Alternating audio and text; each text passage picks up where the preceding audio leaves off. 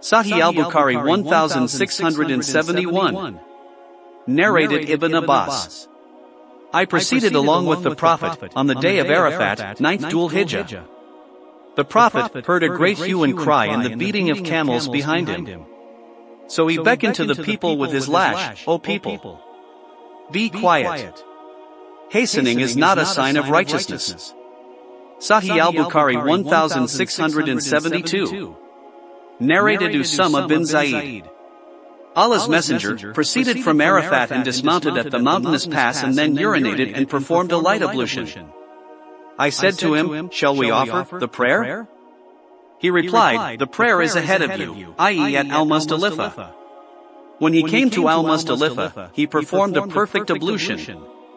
Then Iqamah for the prayer was pronounced and he offered the Maghrib prayer, and then every person made his camel kneel at his place. And then Iqamah for the prayer was pronounced and he offered the Isha prayer, and he did not offer any prayer in between them, i.e. Maghrib and Isha prayers. Sahih al-Bukhari 1673. Narrated Ibn Umar.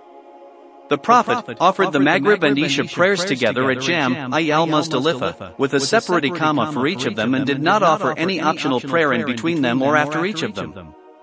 Sahih al-Bukhari 1674. Narrated Abu Ayyub al-Ansari. Allah's Messenger offered the Maghrib and Isha prayers together at al-Muzdalifah. Sahih al-Bukhari 1675. Narrated Abdurrahman bin Yazid.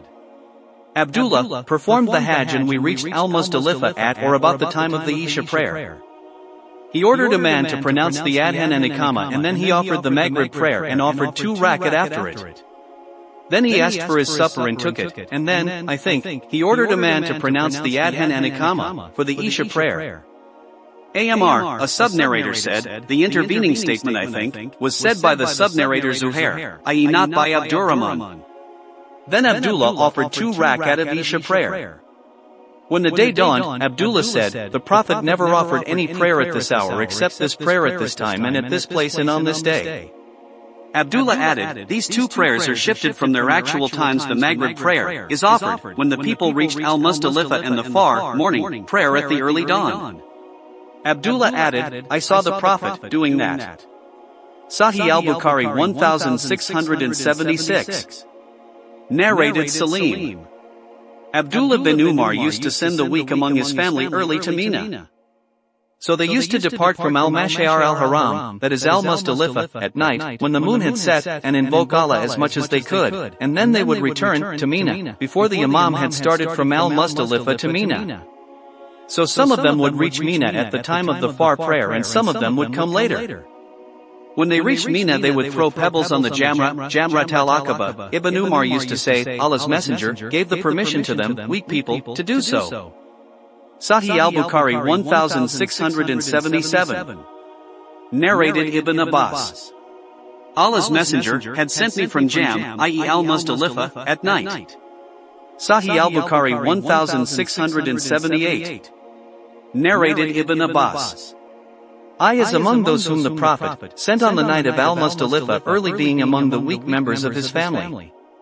Sahih al-Bukhari 1679. Narrated Abdullah. The slave of Asma, during the night of Jaam, Asma got down at al-Muzdalifah and stood up for offering the prayer, and offered the prayer for some time, and then asked, O my son, has the moon set? I replied in the negative, and she again prayed for another period and then asked, has the moon set? I replied, yes.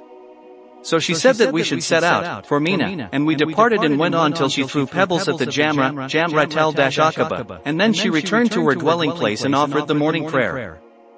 I asked her, O you, I think we have come to Mina early in the night. She replied, O my son, Allah's Messenger gave permission to the women to do so. Sahih al-Bukhari 1680. Narrated Aisha. Sauda asked the permission of the Prophet to leave earlier at the night of Jaam, and she was a fat and very slow woman. The Prophet gave her permission.